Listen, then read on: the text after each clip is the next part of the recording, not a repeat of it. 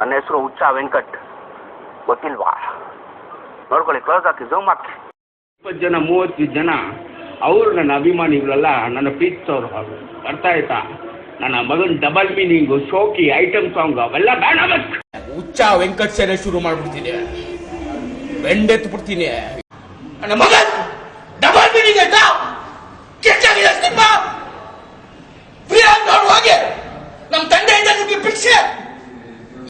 ನನ್ನ ಮಗನ್ Bollywood, Tollywood, Kollywood, Bollywood ಎಲ್ಲ ಕಡೆ ಐಟಮ್ ಸಾಂಗ್ ನನ್ನ ಎಕ್ಕಡ, ನನ್ನ ಮಕ್ಕಳ ಕೌಂಟ್ ಡೇಸ್. ನನ್ನ ಮಗನೇ, ನನ್ನ ಫ್ಲಾಶ್ ಬ್ಯಾಕ್ ಹಿಸ್ಟ್ರಿ ನಿಮ್ಗೆ ಗೊತ್ತಾ? ಬಿಡ್ತೀನಿ ನಿಮ್ಮನ್ನ. ಬಿಡಿಬಿಡಿ, ಇದು ಹೇಳ್ತೀನಿ. ನನ್ನ ಕೆಟ್ಟವನಾಗ ಮಾಡ್ಬಿಡಿ. ನನ್ನ ಕೆಟ್ಟವನಾದ್ರೆ ನೀವು ಯಾರು ಬದುಕಲ್ಲ.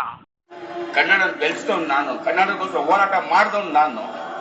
ಇದು ಬೇಕಿತ್ತ ಈ ಮಾತುಗಳೆಲ್ಲ ನಾನು ಮಾತಾಡೋದು? ಅರ್ಥ ಆಯ್ತಾ? ಕೋಪ ಗೊತ್ತಿಲ್ಲ, ಏನೇನೋ ಇದೆ. ಇಷ್ಟು ಸಾಕು.